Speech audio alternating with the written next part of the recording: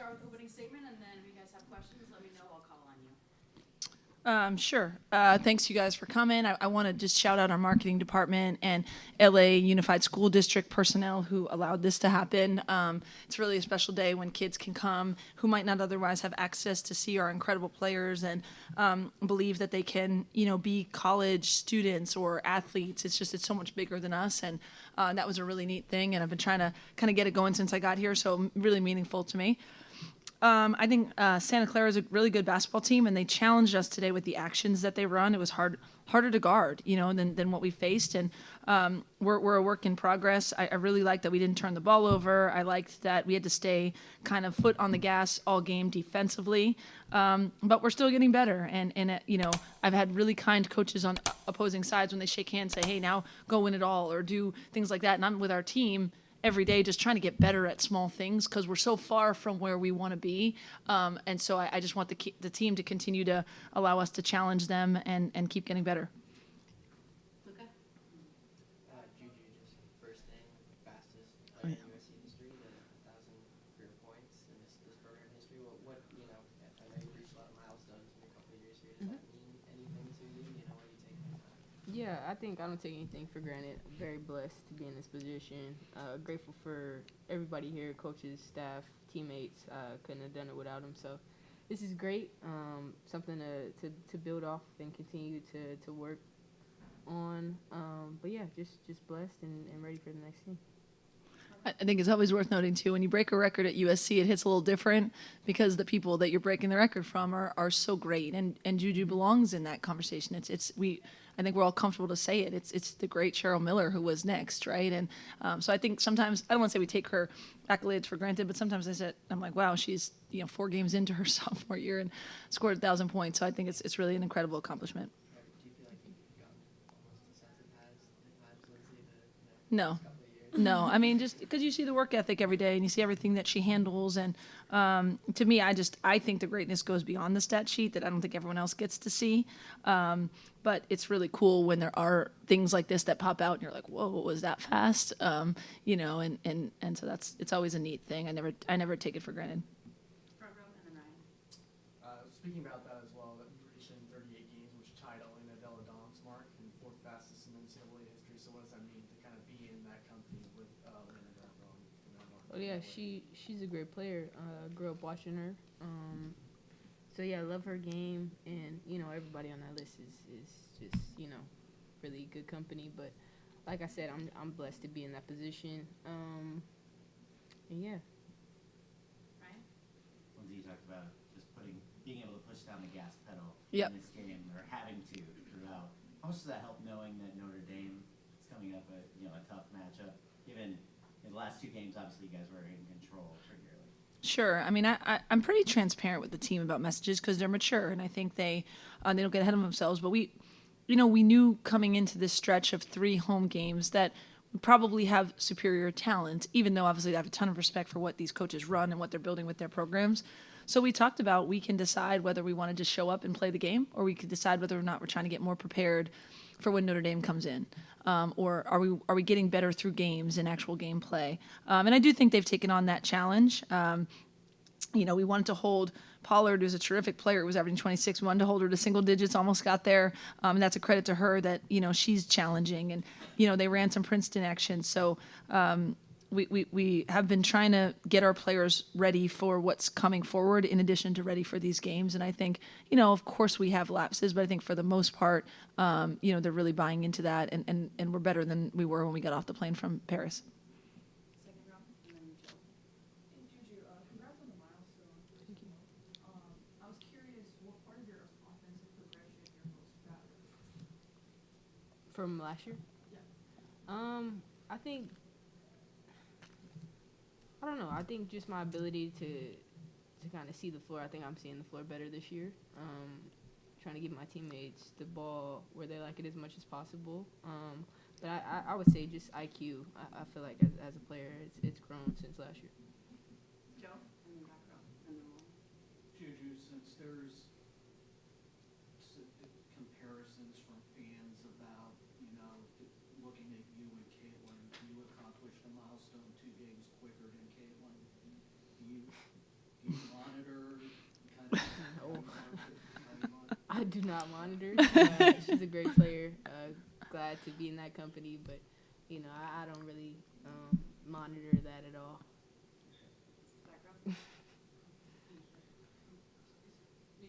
Yes, yes, sir. Oh, okay, sorry. This is for Kiki and JuJu. You both seem to mix up your game today by you taking more outside shots. I saw, and JuJu, you take more inside. I like that.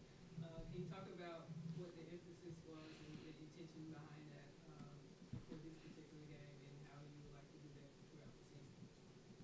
Yeah, I think the biggest emphasis for today was just the details. Like we've been preaching that the whole week is like honing in on our details, and that's going to be the biggest challenge for us. So it wasn't so much like, okay, let me shoot outside. I think honestly I like outside shots more than layups, but it was just more so reading what they were giving me. They were doubling me, so I knew if I wanted a one-on-one, I needed to stretch out the floor a little bit more.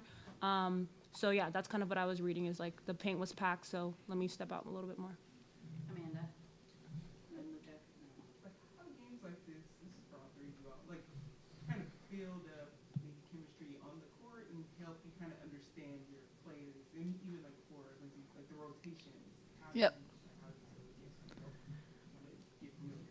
Well, I can start with it. I told them kind of a story the other day that the biggest difference when I went to the NBA, when you go from college, is just like the lack of practice time. Once you have training camp, you then like don't practice again. I was kind of like, oh my gosh, like when do we go over the scouting report? Like when do we get better? And my colleagues were like, no, you got to get better in the games. Like they have to evolve through games. And so I think that's something interesting. I'm not going to give back our days of practice in college. Obviously, we're going to use them, but it's something I think we have smart players, we have pro-style players, and I want them to work through some of those things, right? Like there is some intentionality about inverting JuJu and Kiki. We haven't had a post player that shoots it as well as she does. Well, that should open up, some things inside for our bigger guards and let them read. Are you doubled? Kick it. Are you single coverage? Score it. Or can you split the double and score? Like I'm trying to do my best to put them in situations to grow. And then, we have players with varied skill sets. So, okay, if you're in this two-man game with this player, where do they like it? Or, if we're on a three-man game and they tag the roller, is it a shake? Like we've been trying to work on that through games in addition to practice. So it doesn't always look perfect, but I do think we should be getting better over the course of the season and be ready for what defenses are going to throw at us. JuJu faced every possible crazy scheme last year, but now it's figuring out, like she kind of talked about with teammates and what is the defense giving me? What can I take? What can someone else get off of that? And we're all learning that in the flow. So I'm trying to use these games to do that as well. Luca, Ahmad, Jill. Lindsay, you mentioned there's the LA Unified, the partnership today. You said you wanted to do that for a while since you got here. How did that come together? What was just the context behind that for today? Yeah, I mean, our marketing team has done a lot of great things, but we've had a come to college game that's been on the weekend, and they've gotten kids here then. But I was like, no, can we do it where the school system, like it's a school day, and we get buses, and as part of like a field trip, they come. And so I just kind of put that out there, and marketing ran with it. I really, really appreciate that because, I'll have big ideas, and I'm like, okay, I'm gonna go coach the team. Can you make it happen? And they really did, which was neat. Ahmad, and then Jill. For JuJu, you started the season, you had 9 turnovers, and then the game after that you had 3, and then no turnovers last game, 2 turnovers this game. It seems like your game kind of changed from last year. What aspects of the game did you work on in off season to kind of limit those turnovers and kind of increase that key? Yeah, I think credit to Ole Miss, to start a season off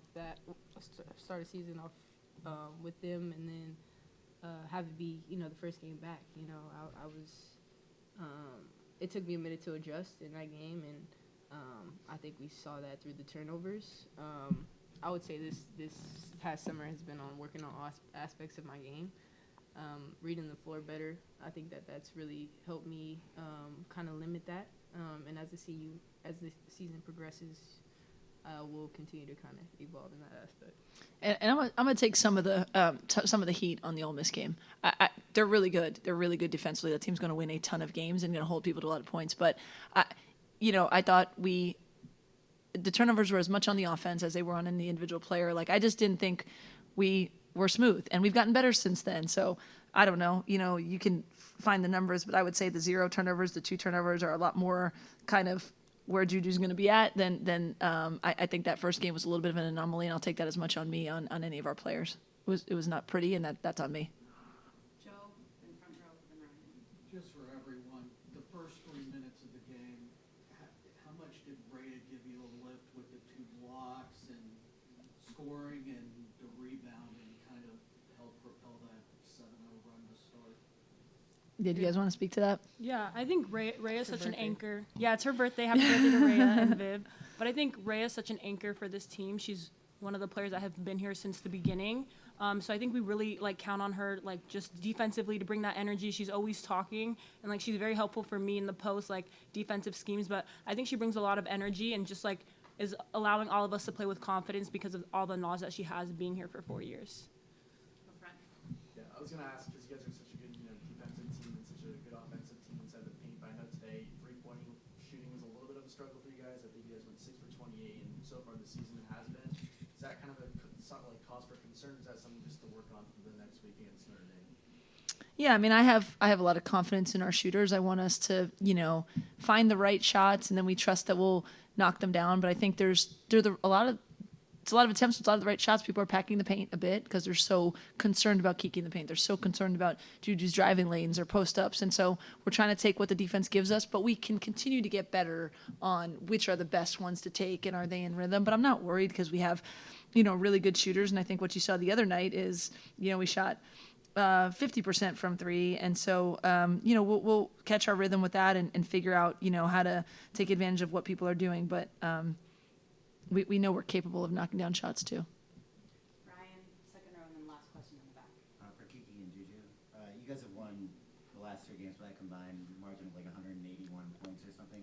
Obviously, people could look at those games and assume you don't learn a ton about it yourself as a team during that stretch. But Lindsay mentioned how you're a different team than you were when you came back from France. Where have you guys seen this team maybe take the biggest stride? I think every game counts, regardless of who we play. Like Coach said, every game is to get better, and that's what we're doing. It's not only in games, it's in practice too. So as we continue to learn each other over the course of the time we have, I think that's more valuable than anything, just experiencing things together. And our chemistry will continue to grow. I mean, we're all kind of new together, so that'll continue to evolve. But we don't take any game for granted. Everything matters, and everything counts towards getting better. Yeah, and I'd just add, regardless of, if we win, our coaches are still breaking down things that we can get better on. And, we're kind of having all these games for a bigger purpose. So I think we're just taking, the good, the bad, and we're just learning from every single game. Lindsay, I had 2 for you. First off, just, it seemed like after timeouts, especially today, you were able to find situations to get JuJu more involved. There was flashing her in the post. I'm curious, just, this season, we're putting all this new talent in, her being off the ball more. What kind of challenges have been for you to find ways to get her involved in the place she can thrive? I think it's a really great question. I would say what we've really tried to do, which will make us hard to scout long term, is our ability to play in transition and play in flow, where we're not slowing it down and saying, okay, set up your defense on Kiki. What are you going to do? Set up your defense on JuJu, but really to make them make decisions. That being said, we also know we have, 2 players in particular that at their positions are the best, at doing what they do. And so I'm trying to ATOs and things like that really get our execution better, whether it's for JuJu or Kiki or Kennedy or whoever, right? Or, let them make the read and make the play, whether that's a shot or not. So I'm trying to have a balance between playing in flow and playing fast and getting easy baskets. And then when there's an opportunity to get a play call, going to things and executing what we know what we can work on. So that's what I've been trying to do. And the second one was just, I think we're seeing this across the sport. 3-pointers has been confining for the decade, but it seems like especially this year in the NBA, you have guys taking way more pull-ups. I think it's, we'll probably see it more in the W in college as well. And Kiki saying she likes shooting with layups sometimes. I think half the JuJu shots are threes. I'm curious what you think of that overall, tactically. Yeah. Development of mentally for young players as well. Yeah, I mean, all the analytics in the NBA will tell you, people are really big on layups or threes. But I think also women's basketball is a different sport, and pull-up jumpers are often the difference. But really, I just want players who learn and understand the game and take what the defense gives them. So like you got to take threes when they're open. You got to feel confident to do it if you're, if you've proven that you can make them in practice and you're a shooter. And at the same time, like figuring out, okay, if you're a threat to take a three, what else can we get? Is it in rhythm? But I'm not die-hard analytics, threes and layups only, not in women's basketball. And I think ultimately what will make us the best team that we can be will be if we can take what the defense gives us, find the spots, have our players feel comfortable in execution, but also in free-flowing, and we'll get, I think, to the balance that's right for us. Final question today. Well, speaking to defense, I saw that you mixed in the first half press and you went a couple of different press, full court presses. This is for all you ladies and coach. Talk about what's the defense that you, what set is the defense that you would like moving forward? You can ask them which they like the best. Personally, I mean, I think it comes down to whatever coach wants us to. I love pressing, I guess. I'm glad I'm not, the main trapper. But yeah, whatever Coach B sees, we're gonna exploit that because at the end of the day, it throws off the other team and we're able to get easy buckets, hopefully. So yeah, love all types of defense, but really we just listen to what our coaches. I saw the spark once y'all pressed. Yeah, it does give it a lot of energy. So that's why I was asking. Yeah. Kiki.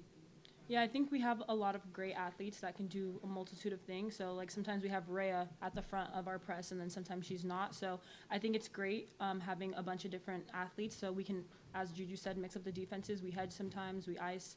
But, yeah, as JuJu said, we just, whatever our coaches want, we'll make sure we do it. Hedge is Kiki's favorite. Thanks, everyone. Thank you.